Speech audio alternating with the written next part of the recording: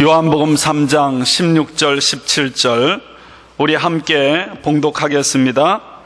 하나님이 세상을 이처럼 사랑하사 독생자를 주셨으니 이는 그를 믿는 자마다 멸망하지 않고 영생을 얻게 하려 하심이라. 하나님이 그 아들을 세상에 보내신 것은 세상을 심판하려 하심이 아니요 그로 말미암아 세상이 구원을 받게 하려 하심이라. 아멘.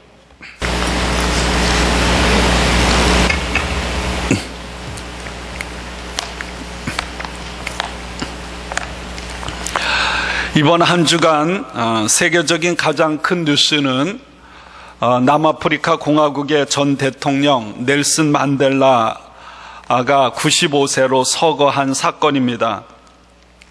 그분이 27년 동안 로벤섬 감옥 1.5평의 독방에 갇혀서 모진 고문과 강제 노역에 시달려야 했습니다. 1990년 27년의 감옥 생활을 마치고 자유의 몸이 되어 감옥에서 나올 때 어느 기자가 오랜 감옥 생활에도 불구하고 그렇게 건강하고 씩씩할 수 있었던 비결이 무엇인가 그렇게 물었습니다. 그때 만델라가 이렇게 대답했습니다. 나는 감옥에서 늘 하나님께 감사했습니다. 하늘을 보고 감사했고 땅을 보고 감사하고 물을 마시며 감사하고 음식을 먹으며 감사하고 강제 노동을 할 때에도 감사하고 늘 감사했습니다. 늘 그렇게 감사했기 때문에 건강을 지킬 수 있었습니다. 그 다음에 만델라 대통령은 노벨 평화상을 받았고 남아공 최초의 흑인 대통령으로 당선이 되었습니다. 그는 감옥에서도 또 대통령이 되어서도 용서와 평화를 외치는, 평화를 온몸으로 살아낸 평화의 사도였습니다. 우리들 또한 어떤 상황에 처해도 하나님으로 인해 소망 중에 저와 여러분의 삶에 감사가 넘치기를 원합니다. 한 주간의 제 삶에 또 기뻤던 소식 하나 있습니다. 제게 있어서 가장 행복했던 학창 시절은 초등학교, 옛날 같은 국민학교 6학년 때입니다. 6학년 담임 선생님은 노래도 잘하고 정말 멋진 분이셨습니다.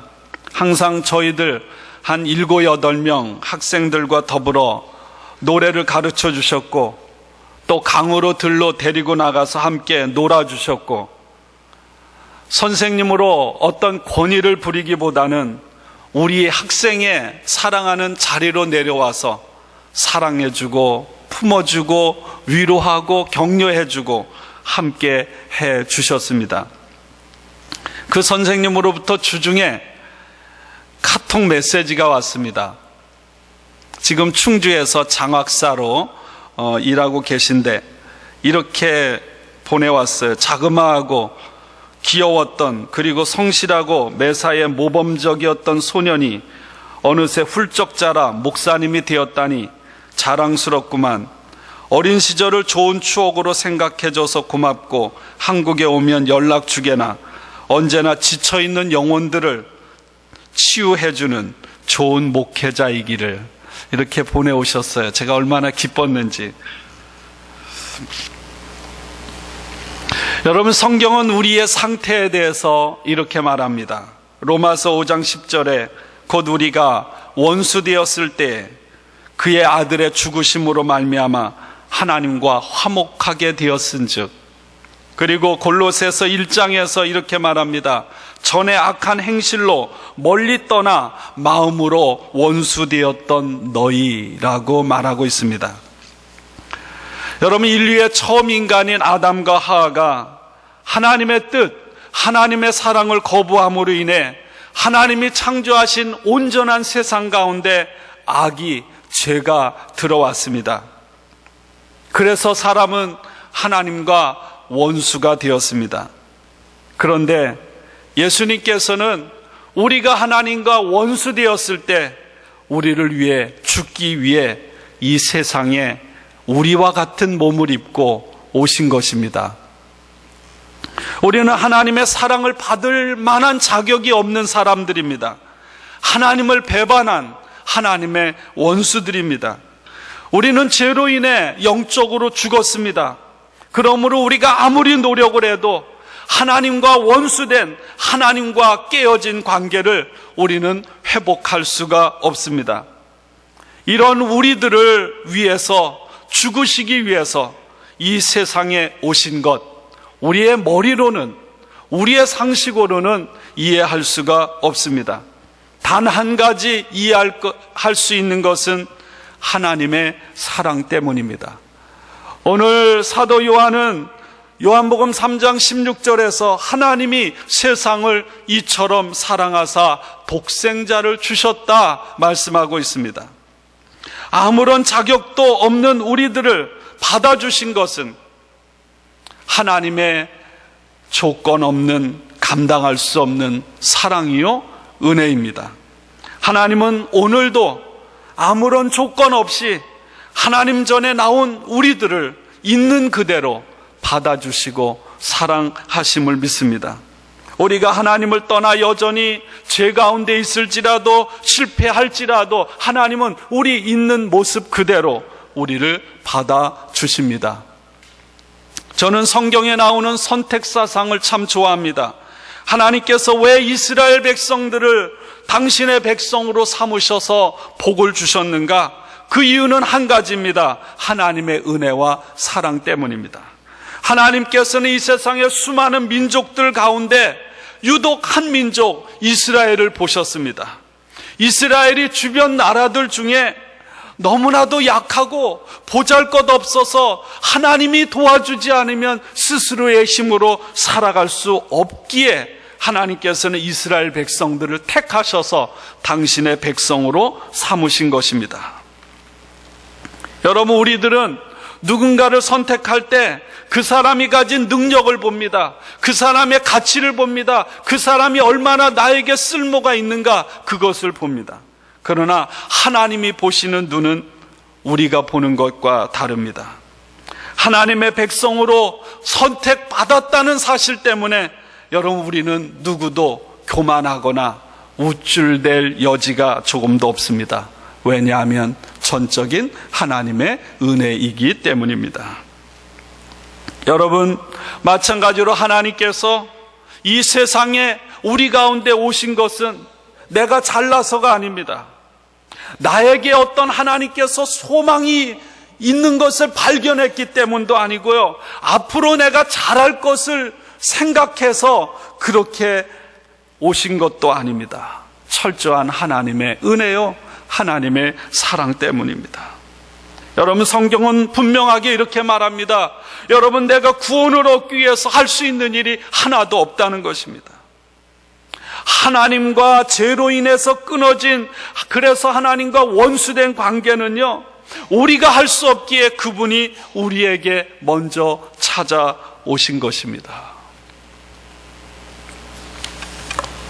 주님의 오심을 기념하며 축하하고 또 다시 오실 주님을 기다리는 대림절기, 우리는 둘째 주간을 맞이했습니다.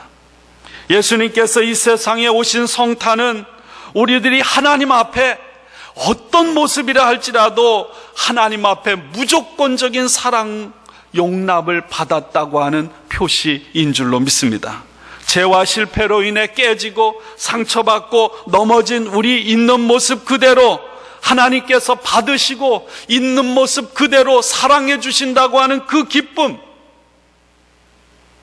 여러분, 그 기쁨보다 세상에 더 큰 기쁨이 어디에 있겠습니까?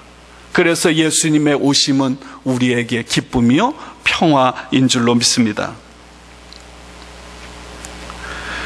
지난 11월 27일 추수감사절 전날 사무실에 있는데 어느 자매가 불쑥 들어왔습니다. 술 냄새가 났어요. 화장실을 가고 싶다고 화장실을 다녀왔어요. 그리고 밖에 나가려고 하다가 머뭇머뭇하는 것입니다. 그러면서 물어요. 목사님이세요? 제가 목사라고 했더니 금방 눈에 눈물이 핑 돕니다. 그러면서 이야기를 하고 싶어 하는 거예요. 사무실에 앉혀놓고 같이 이야기를 했습니다. 이 자매가 하는 얘기가 26밖에 안 됐는데, 목사님, 저는 슬픔이 많은 여자예요. 나는 너무너무 슬픔이 많대. 조지아에서 차를 끌고 왔는데, 누구를 만나러 왔는데 또 상처를 입었나 봐. 부모님이 어떤 분이냐고 물었더니 아버지, 어머니 얘기를 하지 말라는 것입니다. 기억조차 하고 싶지 않대요. 왜 나에게 하나님은 이런 슬픔과 아픔을 주는지 모르겠다는 것입니다.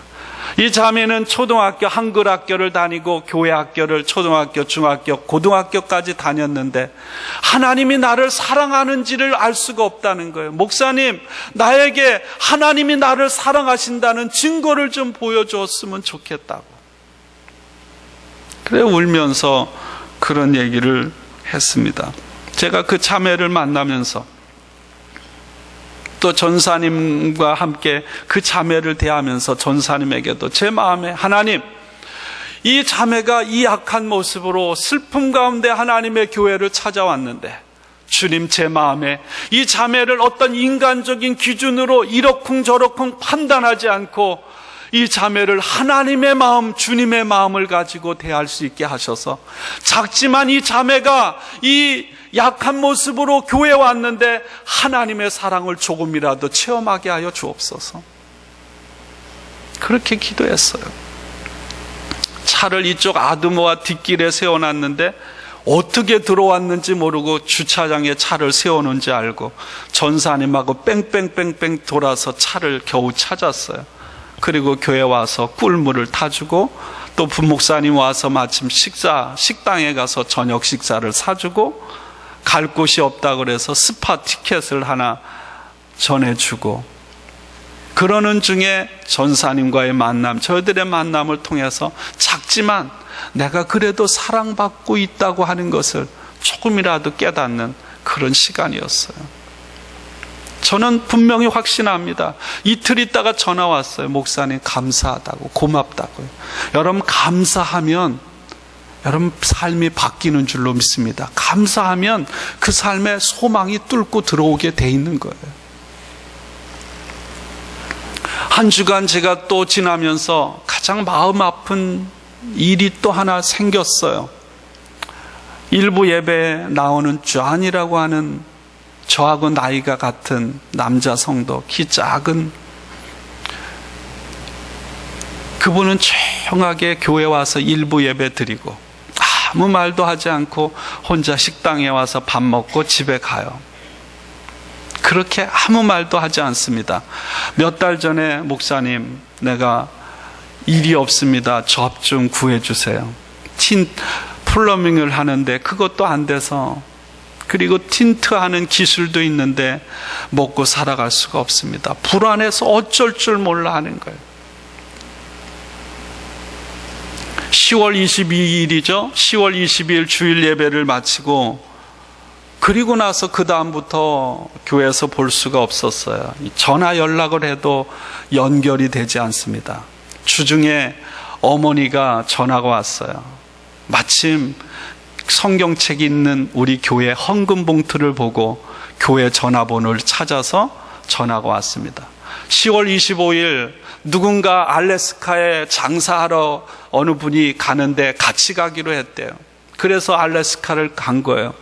그리고 나서 10월 29일 날 이게 좀 이 심장이 좋지 않았는데, 전에도 저에게 당뇨가 너무 심하다고 그런 얘기를 했습니다. 병원으로 택시를 타고 가다가 죽은 거예요. 병원에서 연락이 왔어요. 그래서 형이 알래스카 가서 화장을 해서 이곳에 와서 바다에 뿌렸습니다. 어머니를 통해서 이야기 들은 것은 옛날 우리 웨스턴과 11가에 있던 교회에 다닌 젊은 친구였어요. 여기 와서 미국 직장에 다니다가 교통사고를 낸 거예요.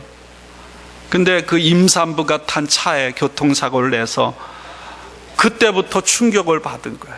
이상한 소리를 하고, 그리고 내가 그 사람을 죽였다고 불안에 시달리고, 그래 자기를 폐쇄하면서 엄마에게도 자신을 드러내지 않고 그렇게 외롭게 살다가 오랜 세월 지나서 어느 날 우리 교회 찾아와서 말없이 예배드리고 밥 먹고 가고, 그걸 반복하다가 그렇게 하나님의 부르심을 받은 거예요. 얼마나 마음이 아픈지. 그러면서 그런 생각을 했습니다. 교회 누군가가 올 때 그 사람이 초라하든 초라하지 않든 내가 누군가를 만나 스쳐 지나갈 때 하나님, 저로 하여금 그냥 형식적으로 단 한 번도 그냥 지나치지 않게 하여 주옵소서. 그분은 너무나 외롭게 외로움 속에 갇혀서 왜 나에게 하나님은 이런 불행을 주는지 모르겠습니다. 그렇게 몸부림치는 그런 삶을 살다가 하나님 앞에 간 거예요. 여러분, 우리 인생이 그렇게 대단하지 않아요. 우리들의 삶이 이렇게 서로 사랑하고 살기도 부족한 것이 우리들의 삶인 것 같습니다. 여러분, 예수님은 우리들이 살아가면서 무거운 짐을 지고 힘들어하고 있다는 것을 주님은 알고 있습니다. 내가 실패하고 있다는 것도 알고 있어요. 내가 온전하지 못하고 모든 일에 잘하지 못하는 것도 주님 알고 있습니다. 그럼에도 불구하고 주님은 우리를 사랑하십니다. 아무런 조건 없이 저와 여러분들을 받아주시는 줄로 믿습니다. 누가복음 15장에 돌아온 탕자처럼 아무런 조건 없이 아버지의 그 넘치는 사랑으로 받아주고 안아주고 입 맞춰주고 좋은 것을 입히고 잔치를 베푸시는 아버지, 그 아버지의 사랑으로 오늘 하나님은 저와 여러분들을 받아주심을 믿습니다.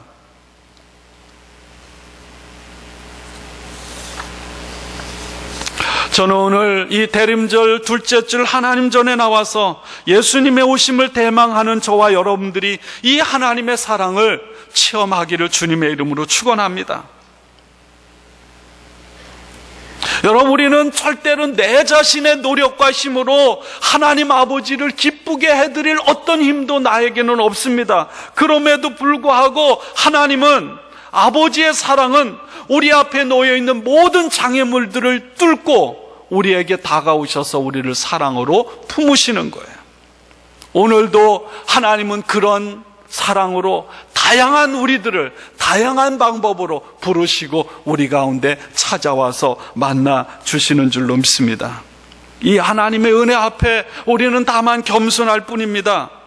하나님의 말릴 수도 없는, 감당할 수 없는 이 사랑 앞에 우리는 그 사랑을 그대로 받아들이고 감격하고 감사하고 기뻐하는 것밖에 우리가 할 게 없는 거예요. 여러분, 닉 부이치치 아시잖아요. 닉 부이치치가 올해 31살입니다. 사람들이 이렇게 묻는다 그래요. 당신은 어떻게 그렇게 행복하게 삽니까? 그렇게 물을 때마다 닉 부이치치는 이렇게 대답한답니다. 불행했던 내가 비록 한 인간으로서는 모자라는 구석이 많지만 인격체로는 완전한 사실을 깨닫는 순간 행복으로 통하는 문이 활짝 열렸습니다. 나는 하나님의 피조물입니다. 그리고 하나님은 특별한 계획을 가지고 나를 만드셨습니다. 이 깨달음을 가진 순간 그것이 나의 삶의 행복으로 몰려왔다는 거예요. 닉 부이치치 부모가 닉 부이치치를 낳았어요. 초음파 검사를 몇 번 했을 때도 아무런 이상이 없다고 했고 팔다리가 없다 이런 얘기도 듣지 못했습니다. 의사와 간호사들이 이 닉 부이치치를 낳아서 처음 봤을 때 충격에 빠졌어요. 그래서 시트로 막 뚫뚫 말아서 덮었다 그래요. 그런 놀라는 상황을 보자 엄마가 물었습니다. 그리고 그 소식을 듣고 서럽게 울었다 그래요. 그리고 의사를 통해서 이 소식을 들은 아버지도 큰 충격에 빠졌습니다.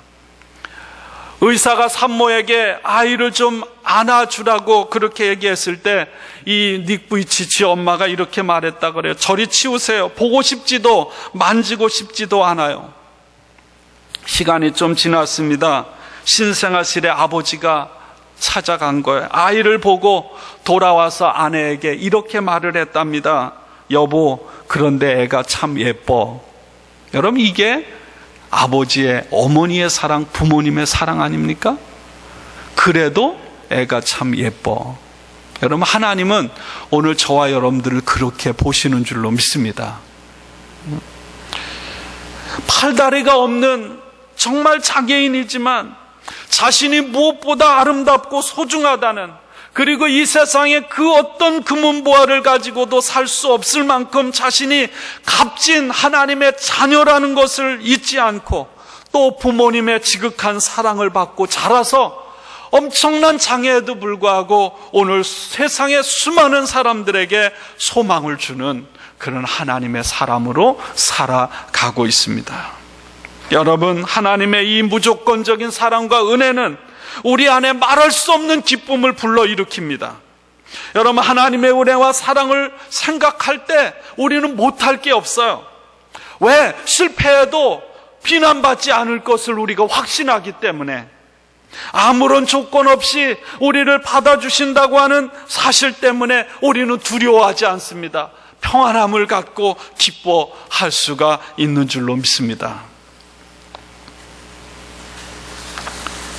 하나님은 오늘 우리로 하여금 이런 사랑을 누리며 살아가길 원하고, 그 이 사랑을 또한 나누면서 살아가기를 원하는 줄로 믿습니다.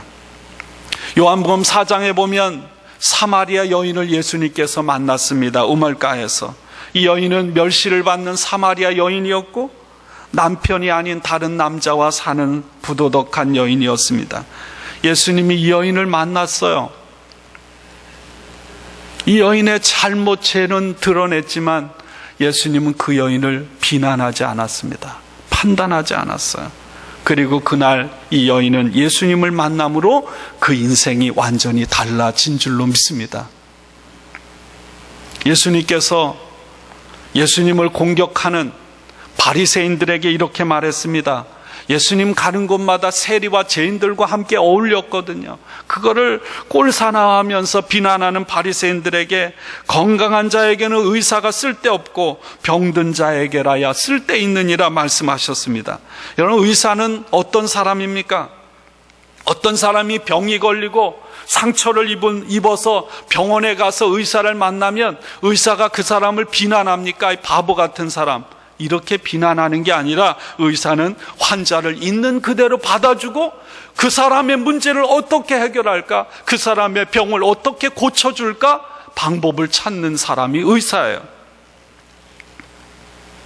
이 세상에 우리 가운데 오신 예수님, 고통과 고난과 위기와 슬픔 가운데 의사가 환자를 대하는 것처럼 그거보다 더 큰 사랑으로 오늘 우리들을 대하시는 줄로 믿습니다.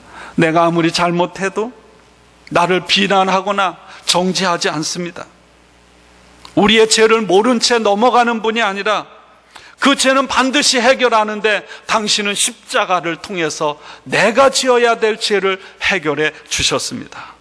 그리고 하나님은 우리의 흠 있는 그 모습 그대로 사랑하시고 받아주신 줄로 믿습니다. 사랑하는 여러분, 하나님은, 예수님은 우리의 모든 것을 다 아십니다. 우리의 모든 것을 다 이해하세요. 여러분, 예수님이 왜 이 땅에 아기로 오셨습니까? 이 세상에 아기로 오셨어요. 어린아이로 자랐습니다. 청소년으로 자라고 청년으로 자라고 어른이 됐습니다. 우리가 겪어야 될 아픔, 슬픔, 고통, 눈물 주님은 다 겪으셨어요. 예수님은 우리 하나님입니다. 그렇지만 똑같이 우리와 같은 인간이에요. 여러분 가정에 여러분들이 자라오면서 겪어야 했던 그 아픔 주님은 겪으셨습니다. 여러분들이 지금 겪고 있는 그 아픔 주님은 아십니다. 경제적으로 어려워서 힘들어하고 불안해하고 두려워하는 그 모습 주님은 아세요.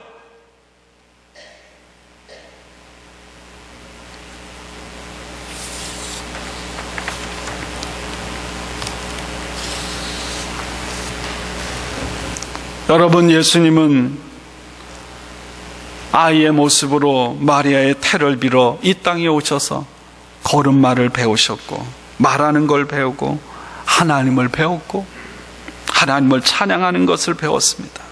조롱을 당해야 했고, 언젠가는 아버지를 잃은 슬픔을 겪어야 했고, 사랑하는 친구들과 제자들로부터 배신을 당해야 하는 그런 아픔을 겪으셨습니다. 왜 주님이, 하나님이 그 길을 가지 않아도 되는데 왜 그 길을 감으로 그런 고통을 겪으셨습니까? 오늘 저와 여러분들에게, 저와 여러분들이 살아가면서 어떤 상황, 어떤 형편, 어떤 처지에 있든지 내가 지금 당하고 있는 아픔, 고통, 슬픔, 고난을 주님께서 다 이해하고 있다고 하는 것을 우리에게 알려주시기 위해서 그 길을 걸으신 줄로 믿습니다. 그러기 위해서 주님은 이 세상에 우리와 같은 몸을 입고 오신 것입니다.